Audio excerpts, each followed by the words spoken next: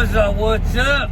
So, I'm just driving, and it sucks that I can't make videos driving anymore because that's when I do the best thoughts process about what's going on and, kind of make my assumptions and, just all that stuff that I make my videos on that I think people seem to enjoy. So, I was thinking, I've been watching the low board lately. I've been playing it a little more on the freight game, and we're the 15th of January. So Christmas season holiday season has been over for about 3 weeks. And I've watched as the rates, they kind of stay the same. And I've noticed them try to go down, but they don't. Try to go down, but they don't. It's like the brokers. So we have two variables here. You have supply and demand, which is how the free market works. Then you have the games brokers play. So if I'm using DAT and I'm looking at like the 15-day average on some of this stuff. And I've noticed that what brokers do is, let's say they have a load in, so let's say there's a load in Boston, Mass that needs to go to Savannah, Georgia, right? And Savannah, Georgia, and Boston, Mass to Savannah, Georgia is $4,000 rate, okay? But now, if you do, Worcester, Mass to Jacksonville, Florida, and the rate is, this isn't going to make sense, but it will, $3,000, well, they're going to use that rate. They will put Worcester to Jacksonville for $3,000 because that's the lower rate. You know what I mean? And then when you call, they're going to say, no, it's really Boston to Savannah. And you're going to say, oh, well, that's less miles for the same money. I got a great deal. But you didn't look at the 15-day average of Boston to Savannah, which is higher than going all the way to Jacksonville. And that's just a, a ideology example type of thing. But it happens all the time. Like, if you just move 20 miles or 30 miles, that can affect a lane rate drastically. Let's say you're going to Savannah and there's no real freight coming out of Savannah, but yet you go to Jacksonville and there's abundance of loads. So they're going to pay you less to go to Jacksonville because everybody's okay with going to Jacksonville because you can get loads out. But if you got to go to Savannah, then you have to deadhead 100 miles to get to your load. That's where that higher rate comes into play, and that's why it's higher. But if the broker can make you think you're getting a deal, even though you're really not. Deals, sales,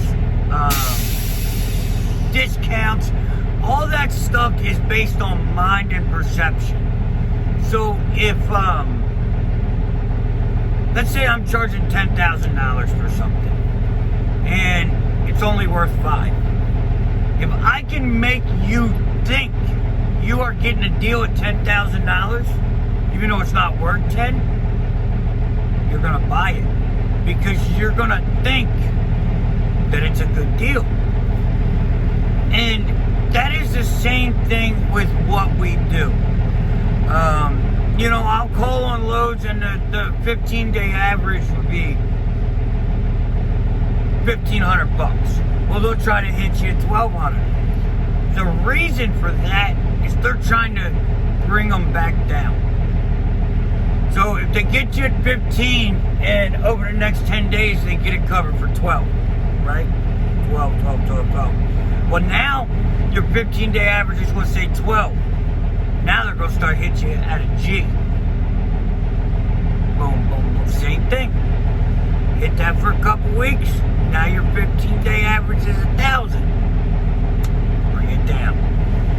That's how this market works from what I'm seeing. Like yesterday, there was a load on the board going to Florida. It was the same load, same pickup, but it was different picks and drop locations with different rates. And I don't know which one somebody ended up taking, but what looked to be the best deal wasn't the best deal because it wasn't where the load really was. Like, if you say Boston to wherever, but it's really in Worcester or vice versa, that's going to make a change.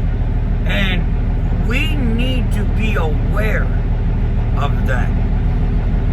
There's a reason brokers do that. It's not to get attention, like it's not to bring attention to the load, because if you're within 100 miles of that area, you're gonna see it regardless, because they usually, like when you're doing cars my way, you do it like hundreds of miles apart.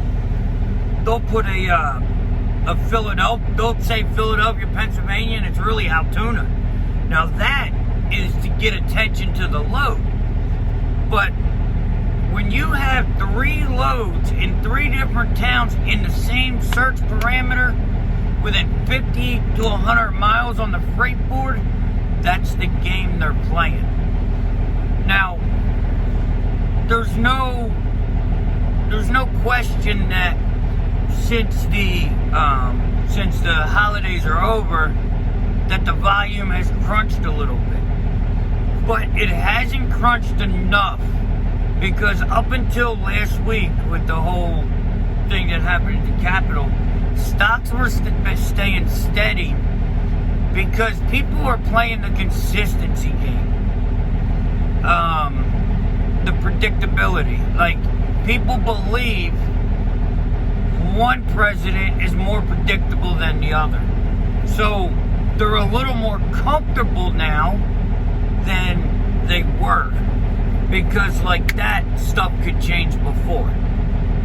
They seem to think that that's not going to happen now, which I see as a mistake considering we don't actually know.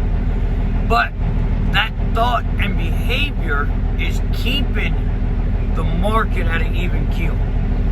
So people are buying a whole lot more online. A lot of stuff has went to takeout,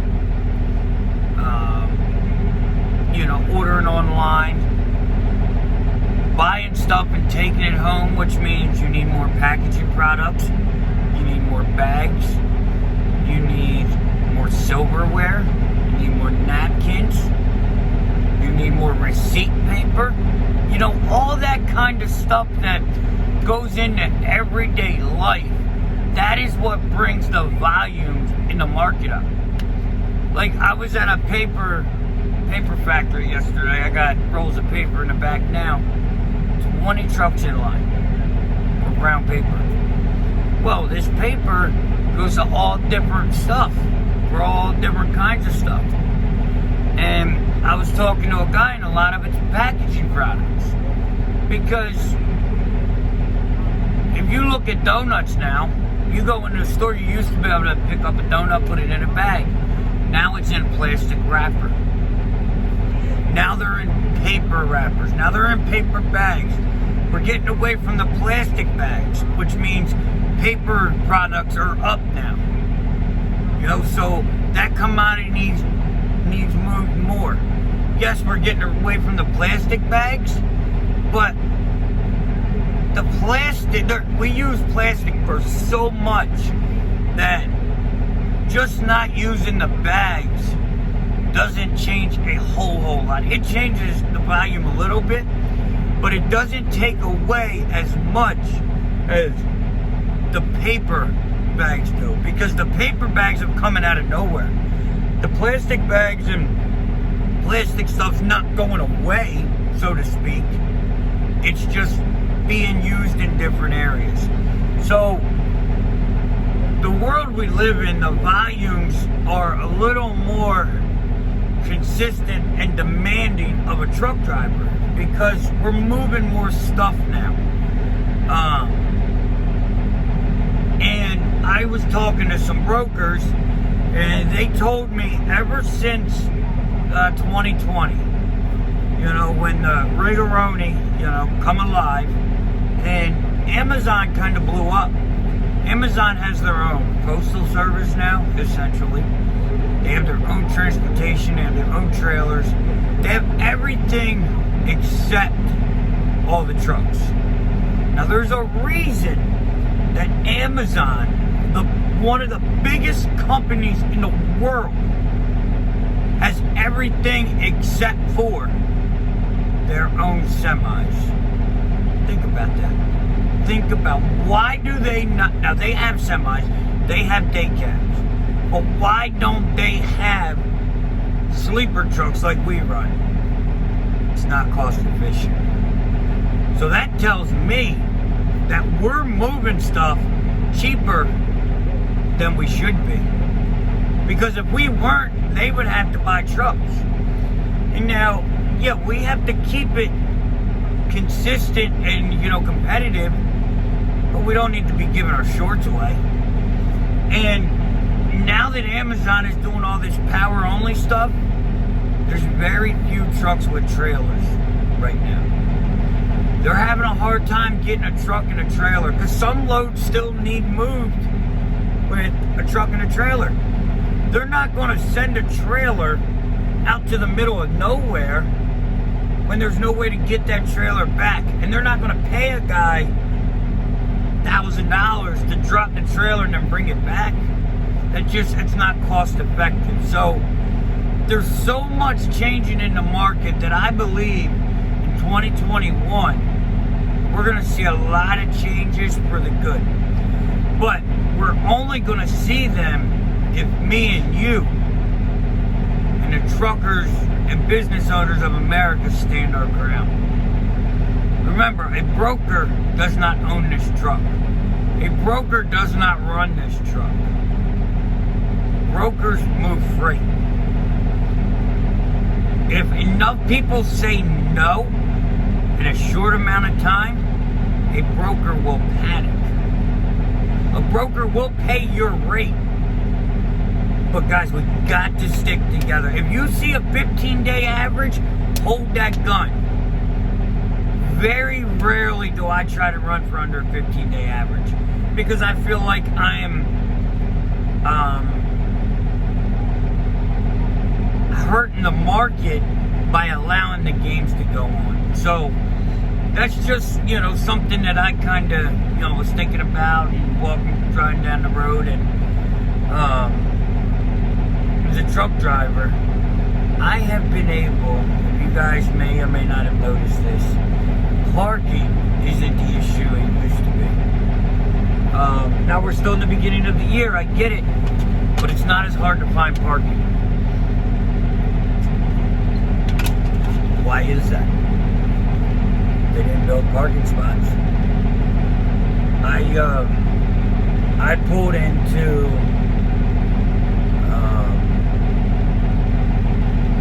the TA on 84 last night, 1 o'clock in the morning. I had 20 spots to choose from. One of the only truck stops up there in that area, I had spots to choose from. So there's less trucks on the road. The people that weren't ready for Rigaroni, it hurt them. But now that the market shrunk is our time. If you're still here, you have value. Hold your value. And we'll be doing more talking on this in the near distant future. But just wanted to plant the seed. In the comments, let me know. Have you seen less trucks on the road, yes or no? Like, share, subscribe, hit that ding ding, and I will see you tomorrow.